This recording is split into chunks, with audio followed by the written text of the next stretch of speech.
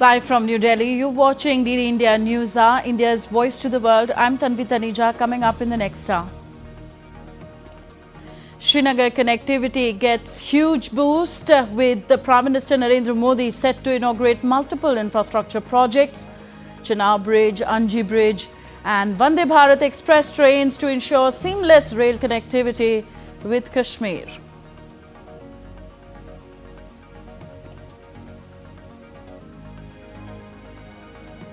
US markets tank as row between US President Donald Trump and tech billionaire Elon Musk erupts in public view. Both fire insulting salvos. Trump threatens to cut government contracts. Musk threatens to cut his space program. Donald Trump confirms the China trip after speaking with his counterpart Xi Jinping. Claims trade deal is in a good shape. China stresses the need to correct the course of ties. Trade officials from both sides to meet soon. India to host the 4th India-Central Asia Dialogue in New Delhi today. Focus on strengthening regional cooperation with discussions covering trade, connectivity, technology and development partnerships. And in sports, world number 1 Arna Sabalenka dethrones 4-time champion Iga Swiatek to reach the French Open final. Will face Coco Gauff, who ended Louis Bosson's dream run at the Grand Slam.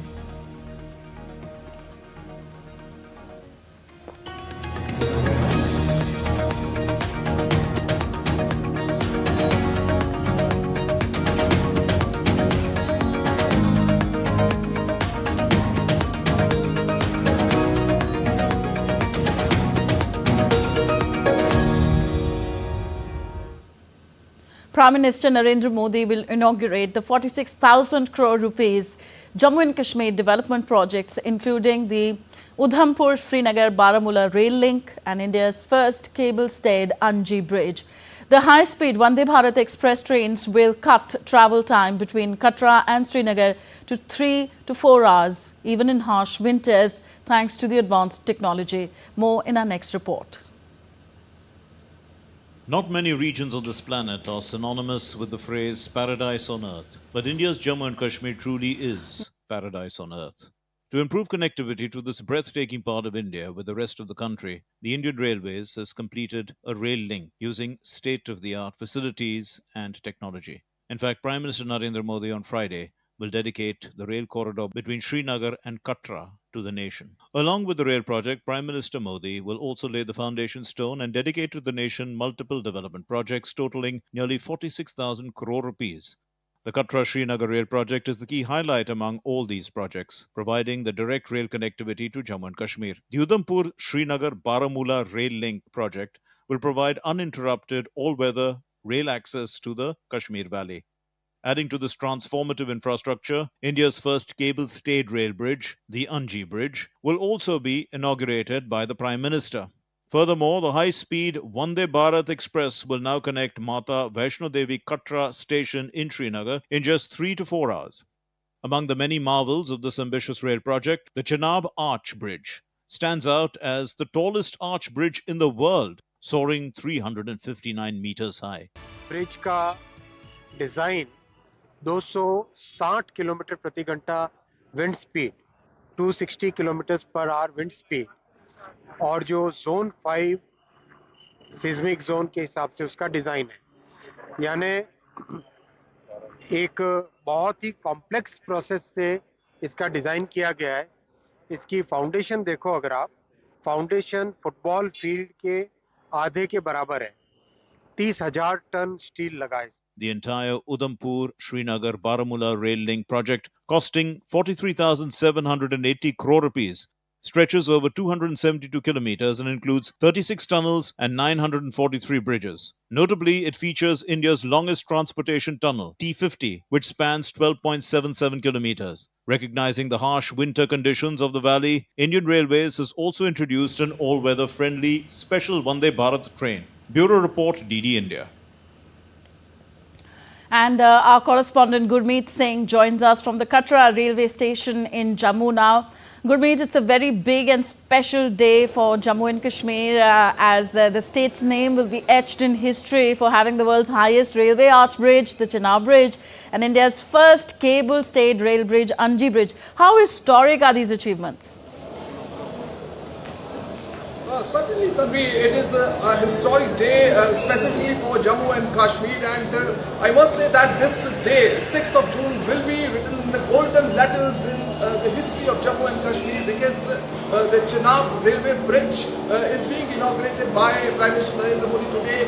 In addition to this, Anji Bridge is also being inaugurated, and both of them are quite relevant in terms of this railway link which connects Jammu to Srinagar to Kashmir, and specifically if we talk about the linkage of Kashmir with the rest of the country. So first of all, I would like to discuss about Chenab railway bridge which is scheduled to be inaugurated by Prime Minister Narendra Modi today. So that bridge is 359 meters above the river bed of Chenab, and at this point in time I am reporting from Katra railway station. First of all, I would like to show you the visuals of the devotees who come here at Mata Vaishno Devi to offer prayers. So I would request my video journalist to show you the latest visuals of Katra railway station, where a lot of people, the devotees who come here to offer prayers, they are coming back, returning to their homes, their residences, their place from where they have come, and a lot of people are coming here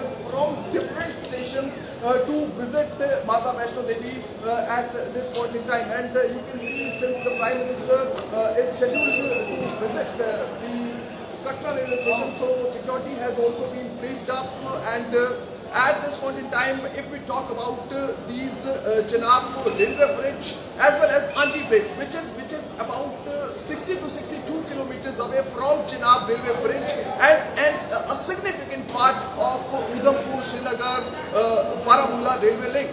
So all these three are interconnected with each other, and at this point in time we can say that a wonder has been done by the civil engineers of this country, in a sense that when you know that mountains are rocky, roads are rocky, and the slopes are steep, and keeping all that in mind, when you know that this is highest earthquake prone area which comes under seismic zone 5. So keeping all these facts in mind, the civil engineers have created and erected this bridge, and which is earthquake prone, and also which cannot be demolished by any bomb blast or anything. So in one go, so all these facts have been kept in mind. Okay. And there are various things, various dimensions which has to be seen at this point in time, starting from the PM's vision, because it was a visionary project of Prime Minister Narendra Modi to have the connectivity of Kashmir with the rest of the country through railway link, and also it will give a public transport and the facility to the people of Kashmir as well as rest of the country. So now a person sitting in the remote village of Srinagar or the Kashmir may connect through the railway line till the Chennai or the last part Yes. of the country in the south.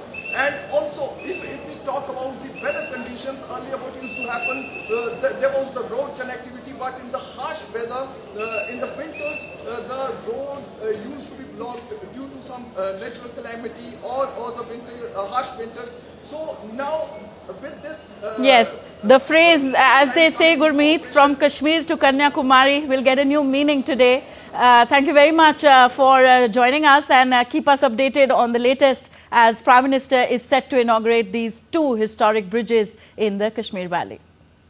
External Affairs Minister Dr. S. Jaishankar will host the foreign ministers of 4 Central Asian leaders at the 4th India-Central Asia Dialogue in New Delhi today. The dialogue will focus on strengthening regional cooperation with discussions covering trade, connectivity, technology and development partnerships.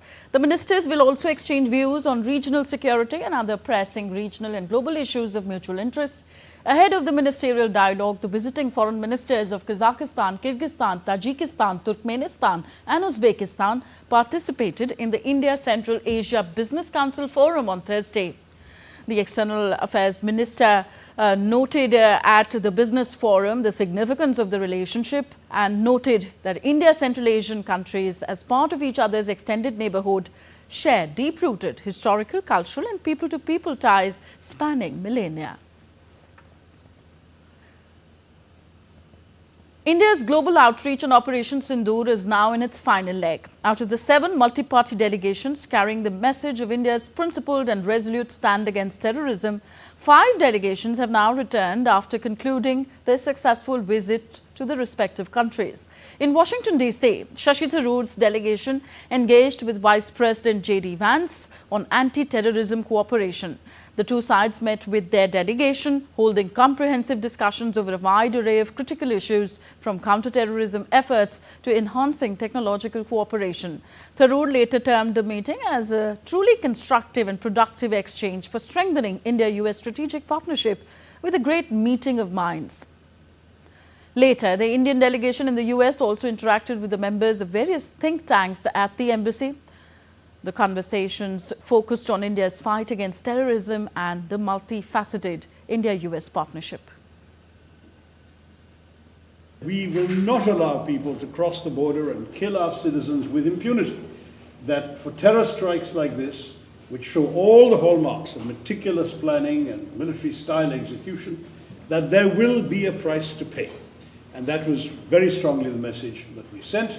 As I say, we're very happy to get back to the business of development. We wish our neighbors would do the same and focus on their own internal issues rather than inflicting this pain on us. But if they do, we will be there to respond.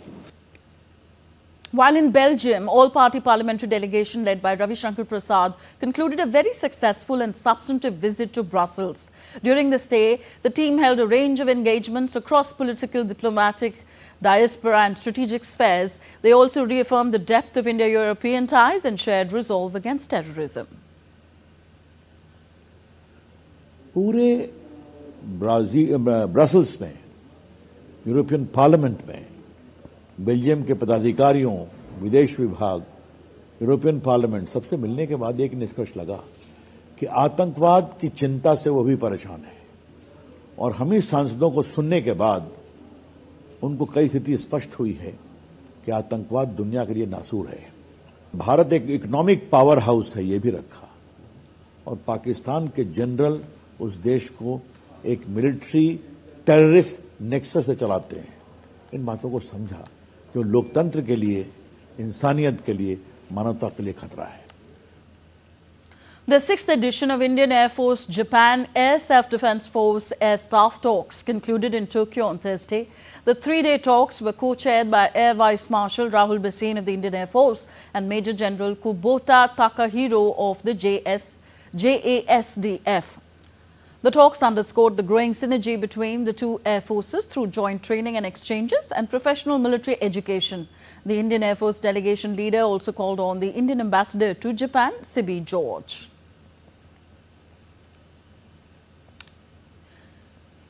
India's Chemicals and Fertilizers Minister J.P. Nadda reviewed the availability and distribution of fertilizers during the Kharif season at a high-level meeting on Thursday. During the meeting, Nadda underscored the critical role of agriculture in ensuring food security for the nation. He highlighted the importance of ensuring the timely availability of essential nutrients to support crop productivity. The minister was briefed on the current status of fertilizer supplies and preparations for Kharif 2025. Further, to bridge the gap between demand and domestic supply, Indian fertilizer companies have secured tie-ups with prominent exporters of fertilizers. These countries are Saudi Arabia, Morocco and Russia, ensuring steady imports throughout the year.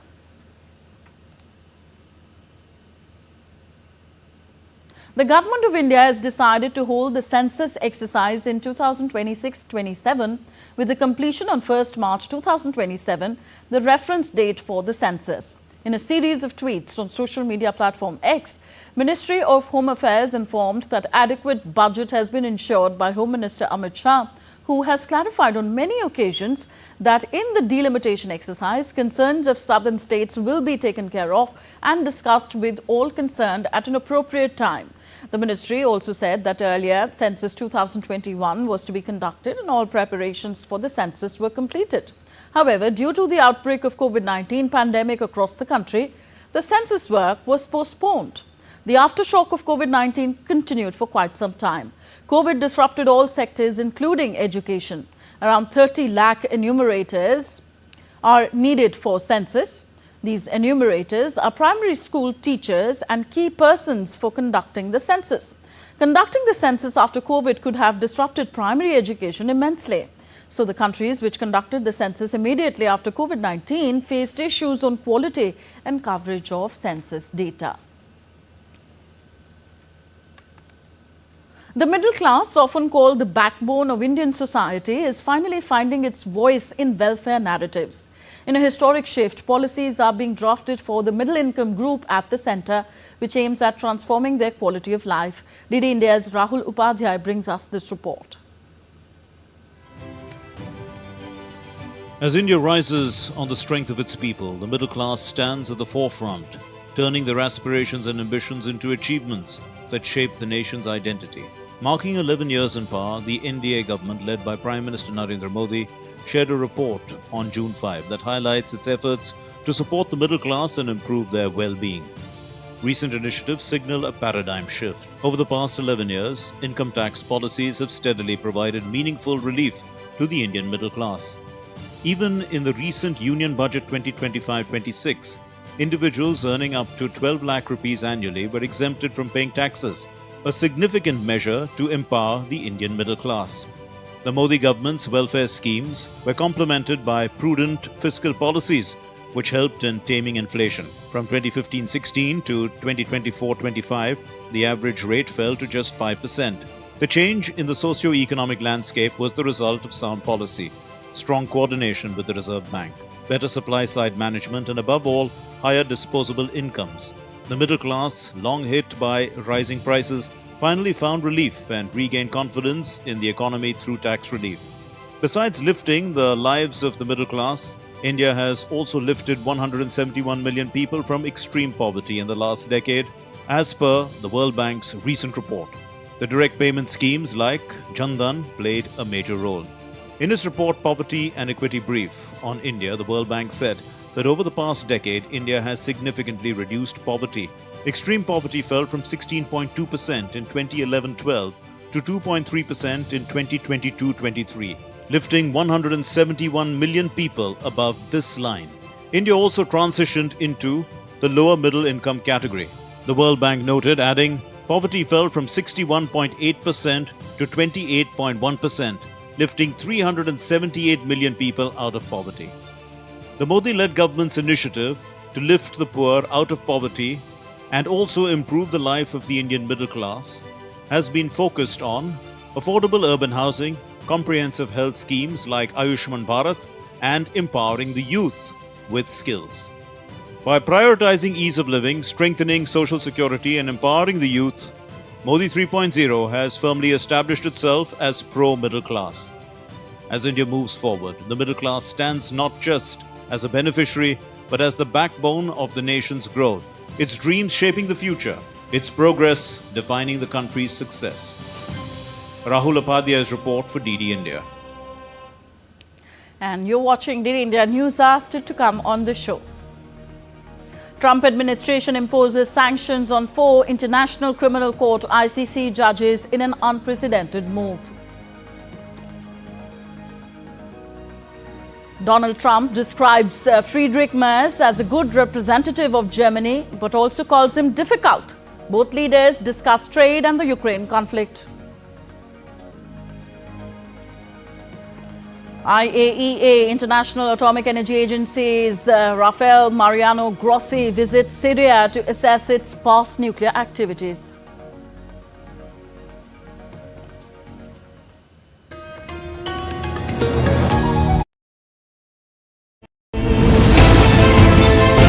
Geopolitics and trade deals.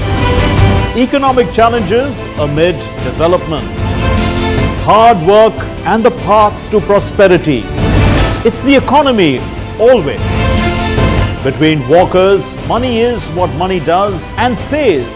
Supply creates its own demand. Between the bulls pulls and bears tears. when supply chains globalization and India rises to the podium. We'll get you centered with the economic brief at 8 p.m. every Thursday on DD India.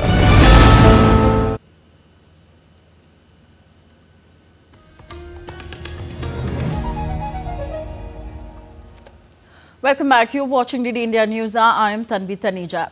The simmering tension between US President Donald Trump and tech billionaire Elon Musk exploded into a public brawl filled with personal attacks and financial threats. Trump and Musk engaged in a public spat online, with Trump targeting Musk's company's government subsidies and Musk responding with an unsubstantiated claim linking Trump to sealed Jeffrey Epstein files.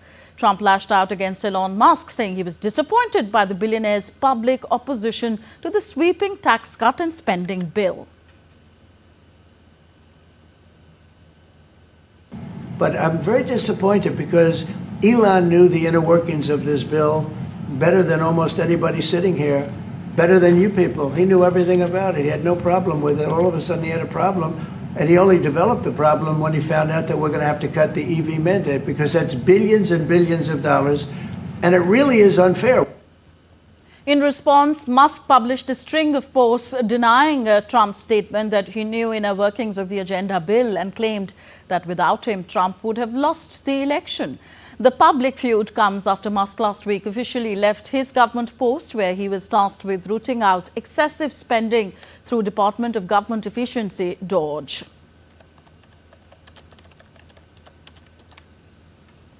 US President Donald Trump and Chinese President Xi Jinping spoke on Thursday and agreed to have more talks between their trade representatives to resolve the trade standoff.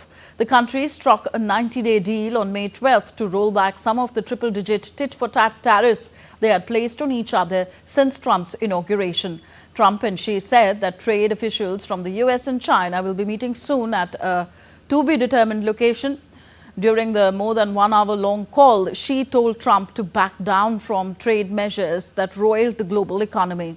Xi also asked Trump to handle the Taiwan issue prudently. Trump, speaking to reporters after the phone call with Xi, said that trade talks with China remained on track and were in good shape, adding that he expected to go to China at some point. We had a very good conversation with President Xi a little while ago, just before your arrival. In fact, we just hung up and they said, "You're here." I said, "That's pretty good." Two great leaders of the world in a very short period of time. We had a very good talk, and we've straightened out any complexity. It's very complex stuff, and we straightened it out. The agreement was we're going to have Scott and Howard and Jameson will be going and meeting with their top people and continue it forward. But no, I think we have everything. I think we're in very good shape with China and the trade deal. By the way, he invited me to China, and I invited him here. We've both accepted. So I'll be going there with the First Lady at a certain point, and he'll be coming here, hopefully, with the First Lady of China. US President Donald Trump and German Chancellor Friedrich Merz kicked off a White House meeting with talks on Ukraine and trade. Trump described Merz as a good representative of Germany and also difficult. He said US troops would remain in Germany and said it was positive that Berlin was spending more money on defense. Merz said that he was pleased to be there and preparing for a deeper relationship with the United States. Merz started with praise, thanking Trump for putting him up in the Blair House, and Trump thanked him for doing so. The Trump administration imposed sanctions on Thursday on 4 International Criminal Court (ICC) judges in a rare move against the tribunal over the investigations into Afghanistan and an arrest warrant issued for Israeli Prime Minister Benjamin Netanyahu. Judges Salome Balungi Bossa, Uganda, Luzdale Carmen Ibanez Carranza from Peru, Rain Alpine Gansu from Benin, and Betty Holler from Slovenia were targeted, Secretary of State Marco Rubio announced. He accused them of supporting the ICC's illegitimate actions against the US and its ally Israel. The ICC condemned the sanctions, calling them an attack on judicial independence. Bossa and Carranza backed the Afghanistan probe in 2020, while Gansu and Holler authorized arrest warrants for Netanyahu and officials over the Gaza conflict.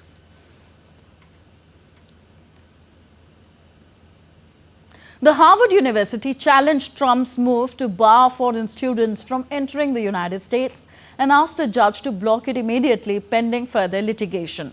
Harvard amended an earlier lawsuit to challenge the proclamation that Trump issued on Wednesday. In Thursday's court filing, Harvard said that Trump had violated federal law by failing to back up his claims about national security. The suspension will initially be for 6 months, but can be extended. Trump's proclamation also directs the U.S. State Department to consider revoking academic or exchange visas of any current Harvard students who meet his proclamation's criteria. Trump cited national security concerns as justification for barring international students from entering the United States. No, we want to have foreign students come. We're very honored by it, but we want to see their list. Harvard didn't want to give us the list. They're going to be giving us the list now. I think they're starting to behave, actually, if you want to know the truth. Venezuelan President Nicolas Maduro on Thursday accused United States President Donald Trump of being poisoned by lies about Venezuela. Speaking on state television, Maduro urged Trump to stop believing misinformation following a U.S. decision to restrict travel from Venezuela as part of a broader ban affecting 19 countries, citing national security threats. Maduro claimed Trump was misled by his advisors and called for an end to smear campaigns against the Venezuelan people. Since returning to office in January, Trump has intensified pressure on Venezuela, tightening oil sanctions, deporting migrants to harsh prisons in El Salvador, and revoking protections for 300,000 Venezuelans in the United States. Yo le envío un mensaje a usted. No se deje envenenar más contra Venezuela. Lo envenenan todos los días con mentiras. Ayer sacaron un decreto mintiendo y que Venezuela no acepta a los migrantes y los vamos a buscar con nuestros aviones, como que no los aceptamos, presidente Donald Trump. Yo le hablo cara a cara para que le llegue el mensaje, porque ahí lo están engañando. Y lo engaña uno y lo engaña el otro, como lo engañaron en su primer gobierno, para envenenarlo contra el pueblo de Venezuela. Sierra Leone vowed on Thursday to cooperate with the United States to address visa overstay concerns after being named among countries facing partial travel restrictions under a new order by U.S. President Donald Trump. The proclamation, part of a wider immigration crackdown, affects 7 countries with limited entry and fully bans travelers from 12 others starting June 9th. Sierra Leone's Information Minister, Cherno Ba, said that the government is committed to working with U.S. officials to resolve the issue, which stems from a high rate of visa overstays in student and visitor categories. Sierra Leone has an unusual high percentage of overstay visas for both the students category and the B1 and B2 categories. We are committed to ensuring that we work together with the US government to address these issues, because as a country, obviously we would love to see our citizens not suffer restrictions and travel bans, and that they can travel freely across the world once they meet the criteria that are set. Jurors in Harvey Weinstein's rape and sexual assault retrial began deliberations on June 5th after a judge instructed them to assess the credibility of the 3 accusers, whom the defense claims were not truthful about their encounters with the former film producer. The Academy Award-winning producer and Miramax Studio co-founder is accused of raping aspiring actress Jessica Mann in 2013 and assaulting 2 other women in 2006 and 2002. Weinstein, who has pleaded not guilty, went on trial in April. The jury is expected to continue deliberating on Friday morning.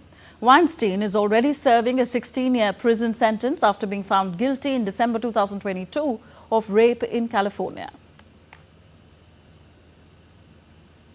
International Atomic Energy Agency (IAEA) Director General Rafael Mariano Grossi led a team of inspectors to Damascus on Thursday to examine sites linked to Syria's past nuclear activities.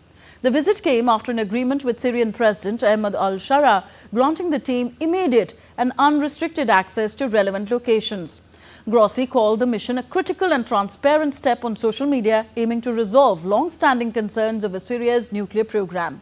Footage released by the global nuclear watchdog showed inspectors reviewing the sites. Syria has long faced international scrutiny for its opaque nuclear past, with the IAEA pushing for clarity. The inspections mark a pivotal moment in the dialogue between Syria and the IAEA. Portugal will increase its defence spending to 2% of the gross domestic product this year, 4 years ahead of schedule. Among the 32 members of NATO, Portugal is one of the countries with the lowest defence spending, with the government estimating that it stood at $5.12 billion in 2024. Portugal previously expected to reach the current NATO target of 2% of the GDP by the end of 2029. US President Donald Trump has said that NATO allies should boost investment in defense to 5% of their GDP, and this new target will be a key discussion during the summit scheduled for June 24th and 25th in The Hague. You're watching DD India News. Are still to come on this show. Bolivia's leftist leader, Andrónico Rodríguez, is back in the presidential race, rules the Constitutional Court.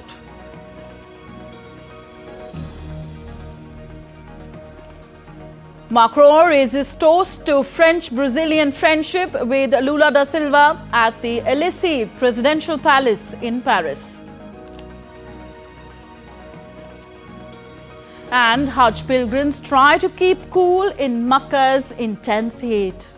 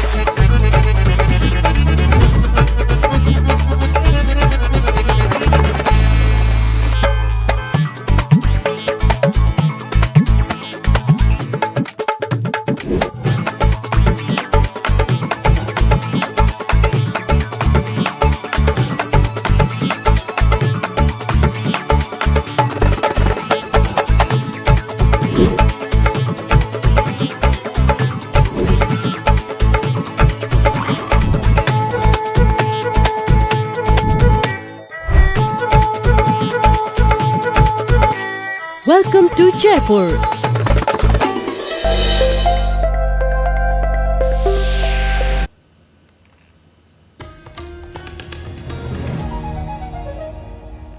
Thank you for staying with us on DD India News Hour. I am Tanvi Taneja. Our top stories of this hour. Srinagar connectivity push gets huge boost with Prime Minister Narendra Modi set to inaugurate multiple infrastructure projects, the Chenab Bridge, the Anji Bridge and Vande Bharat Express trains to ensure seamless rail connectivity with Kashmir Valley.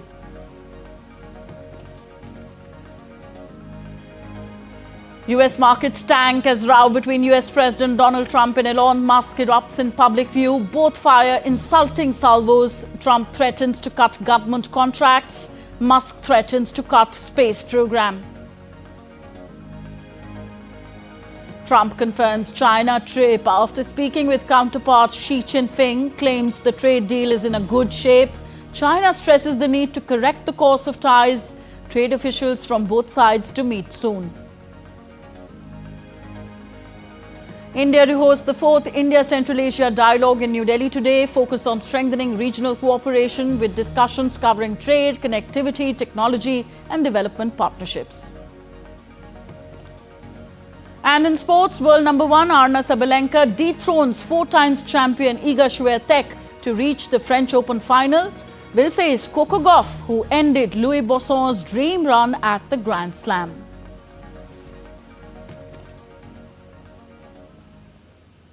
Bolivia's constitutional court confirmed on Thursday that Senate leader Andronico Rodriguez is eligible to run in this year's presidential election, while former President Evo Morales remains barred from candidacy. Rodriguez, a leftist aligned with the fractured ruling movement towards socialism, overcame hurdles in registering his new third system party, which is now cleared to compete in August. A recent Ipsos Sismori poll places him ahead among leftist candidates, following opposition figures Samuel Doria and ex-president Jorge Quiroga. Morales, who is constitutionally ineligible after 3 terms, has urged street protests demanding his reinstatement. Currently hiding in rural Bolivia to avoid arrest, Morales remains defiant, capitalizing on President Arce's declining popularity and inflation, fuel shortages and internal divisions that have sparked unrest in the country. Tensions are mounting in Argentina as workers at the Garrahan hospital took to the streets once again on Thursday, marching to the government house in a powerful call for justice. The demonstration, called by the State Workers Association (ATE), saw participation from multiple hospital departments. Residents have been locked in a standoff with the government for weeks, citing long hours and inadequate wages. Though Health Minister Mario Luganes announced a pay increase over the weekend, discontent persists among medical staff who view the measure as insufficient. They argue that the struggle for fair labour conditions has spanned successive governments without resolution. With no concrete proposal in sight, workers are growing increasingly uncertain about the hospital's future and warn of a deepening healthcare crisis if their demands remain unmet.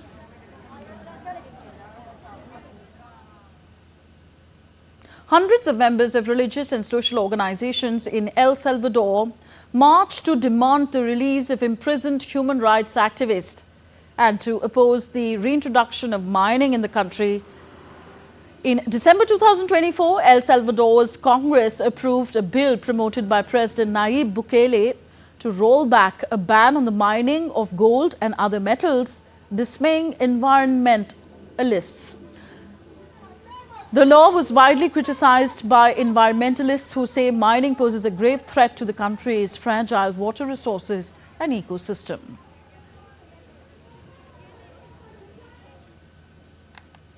French President Emmanuel Macron raised the toast to French-Brazilian friendship as he hosted an official dinner for his Brazilian counterpart, Luiz Inácio Lula da Silva, at the Elysée Presidential Palace in Paris on Thursday. During the official state visit, Lula urged his French counterpart to support the long-delayed EU-Mercosur trade deal. However, Macron, a vocal critic of the current version finalized in December, maintained that the agreement needs to be improved before gaining approval.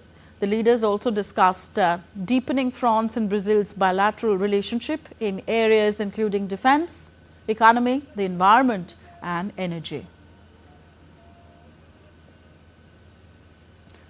South Sudan's President Salva Kiir on Thursday declared a state of emergency in areas hit by the deadly intercommunal clashes over cattle raids that have killed hundreds of people in recent months.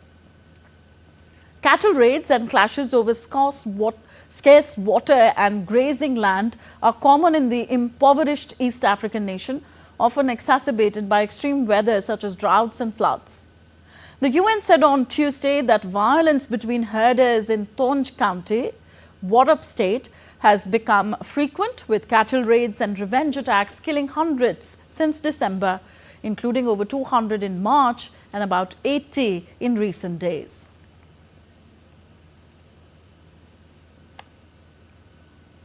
Zambians grieved on Thursday over the death of former President Edgar Lungu, who passed away after undergoing a medical procedure. The former president passed away from complications following surgery aimed at removing cancerous cells from his esophagus. He had been undergoing treatment at a healthcare center in Pretoria, South Africa. Lungu served as the 6th president of Zambia, leading the South African country from 2015 until 2021. Lungu returned to politics in 2023 and was named the presidential candidate for an alliance including the Patriotic Front. But later that year, Zambia's constitutional court ruled him ineligible to run again.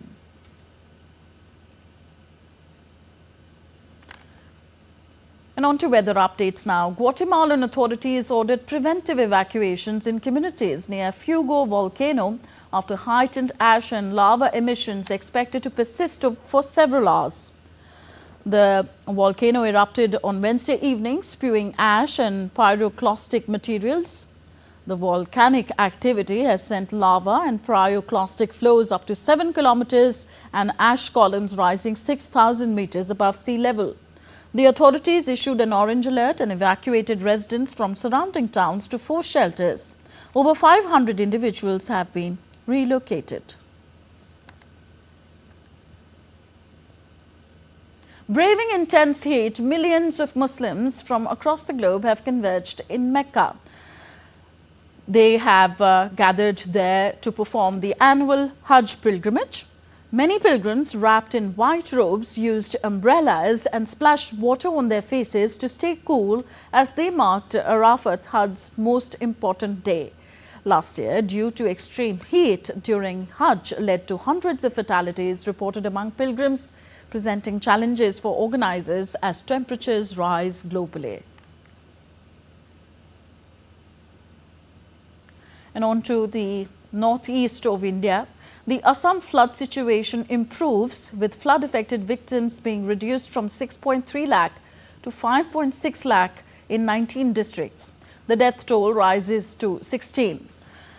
The India Meteorological Department has issued yellow alerts for all northeastern states. Heavy rainfall is likely at isolated places over Assam and Meghalaya. 6 rivers continue to flow above danger level, though receding floodwaters have reduced the number of affected villages. The SDRF, DDRF, Inland and Water Transport, Fire and Emergency Services, local administration officials are carrying out rescue operations relentlessly.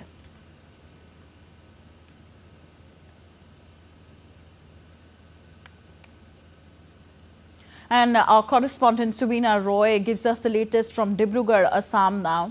Subina, so the current wave of floods have affected hundreds of villages, with the highest number of villages affected in Sribhume. Tell us about how much crop loss and other infrastructure damage has been incurred in the state so far.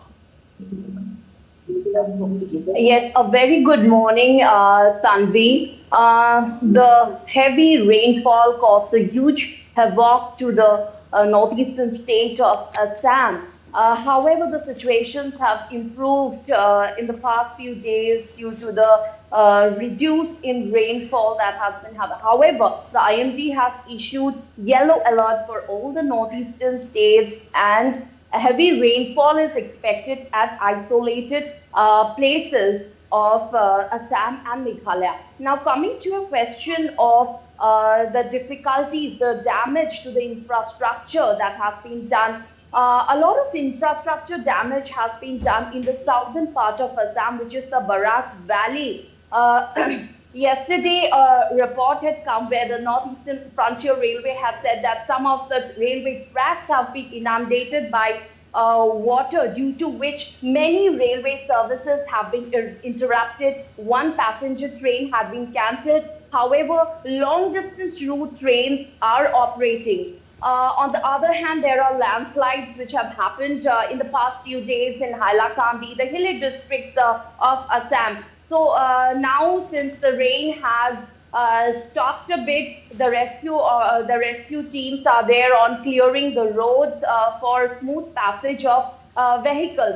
Now, many of the national highways have been cut and they have been impacted. Now, due to the rising level of Brahmaputra in the Kaziranga National Park, and rise of water level in the Koharas, now the wild animals can be seen taking shelter at the national highways.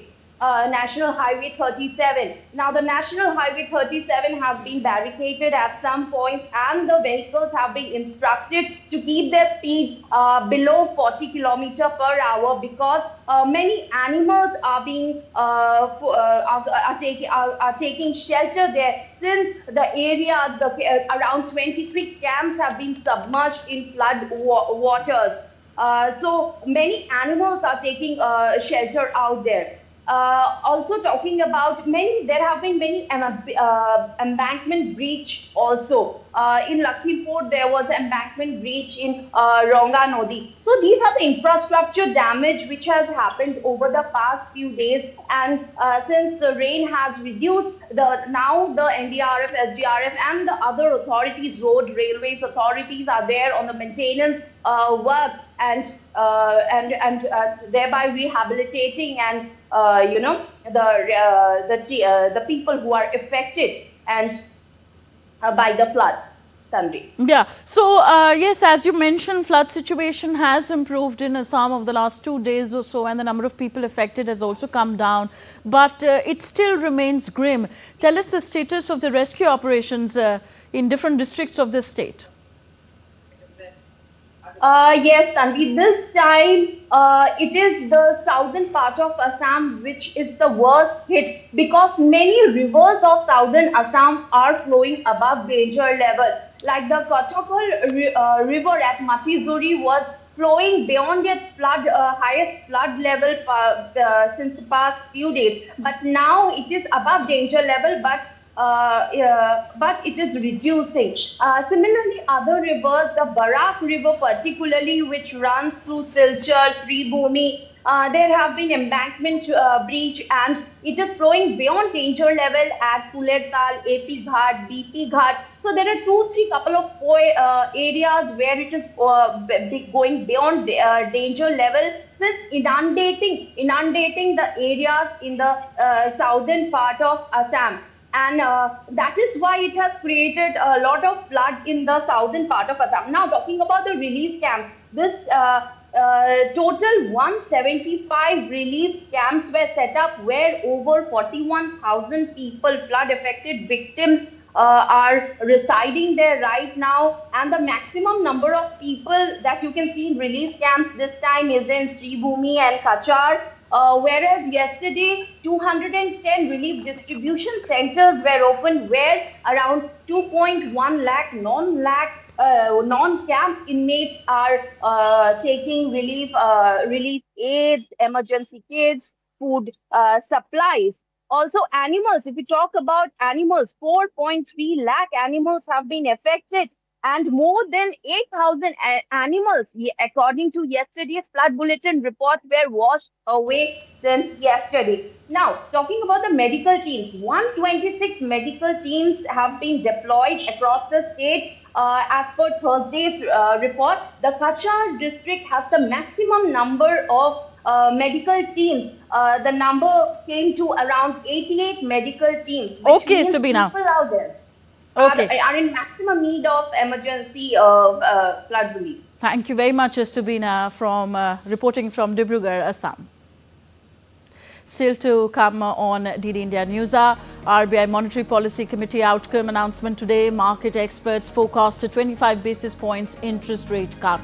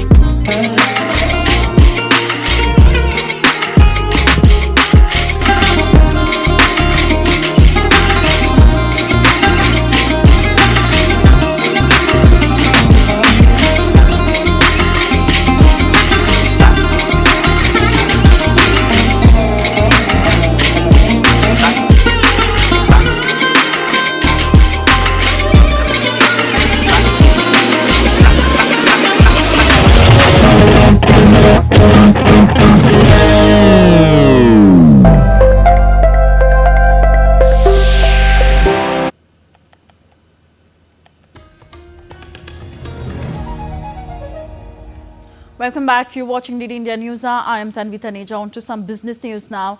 Wall Street veered to a sharply lower close on Thursday, but crude prices advanced as a high-profile dispute between US President Donald Trump and billionaire Elon Musk overshadowed trade talks between Washington and Beijing and a spate of downbeat economic data.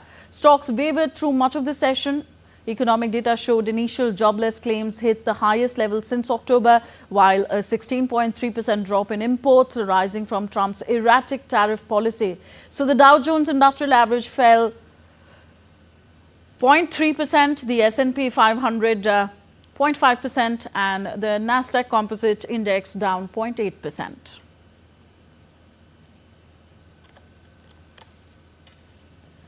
The Reserve Bank of India will announce its second bi-monthly monetary policy of fiscal year 2026 today. The Monetary Policy Committee, headed by RBI Governor Sanjay Malhotra, met this week to evaluate the repo rate, liquidity conditions, CPI inflation and GDP growth prospects for the Indian economy. The MPC is widely expected to cut the repo rate by 25 basis points to 5.75% from 6%. This would be RBI's third consecutive repo rate cut if delivered. RBI Governor's commentary on inflation trajectory and outlook on GDP growth will be crucial given the mixed global cues amid a favorable domestic environment.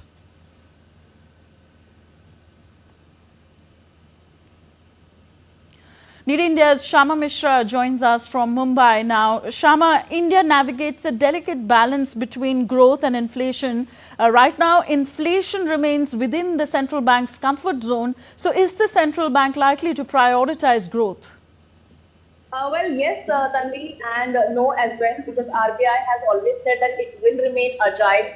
It will keep looking at the situation and act accordingly. Even now, when we are seeing that current inflation is well within the target range of RBI, because RBI keeps this particular range between 2 to 6%, with the midpoint being 4%, and RBI would be very happy if this particular range or this particular point remains below the 4%, and RBI would be wanting that. So right now we are seeing that it is below the 4% mark, and because the RBI has expected or said that there will be a good monsoon, the inflation is likely to remain down. So yes, RBI has room to focus more on growth, and as we've seen that two consecutive times, Reserve Bank of India has declined or has reduced this particular amount, the basis points by 25%. It is expected that RBI will be now focusing on growth, and also the fact that many industrialists or many experts are expecting from this year's from this particular policy announcement rather, that RBI could also go for a bold step and could reduce 50 basis points. But yes, it is a far-fetched dream. Also, we are also seeing that the economic international factors are also taken into account, because not just the domestic factors, also the international factors should be according to the central bank's way of how they decide the policy. Okay, few more hours and we'll know how many basis points cut if is done by the RBI. Thank you very much, Shama Mishra, for reporting from Mumbai. You're watching DD India News Hour. Time now for some sporting action. First updates from the ongoing French Open Grand Slam. Four-time champion Iga Swiatek crashed out of the French Open after a 6-7, 6-4, 0-6 semi-final defeat by world number 1 Aryna Sabalenka, ending her 26-game winning streak in the tournament. Sabalenka's power was too much for the defending champion, who was looking to become the first female player in the Open era since 1968 to win 4 consecutive titles in Paris. Meanwhile, America's world number 2 Coco Gauff ended wildcard Louis Bosson's dream run at the French Open with a ruthless 6-1, 6-2 victory to set up a final clash with top seed Sabalenka. Gauff has reached the Roland Garros final for the second time after she lost to Iga Swiatek in 2022. And that's all for this edition of DD India News Hour. Do let us know your thoughts on the news of the day. Connect with us on our different social media handles at DD India Live. And you can also download our DD India mobile app for quick news and updates on the go. We'll be back with more news as it breaks here on DD India. I'm Tanvi Taneja from all of us here in New Delhi. Thank you for watching. Namaskar.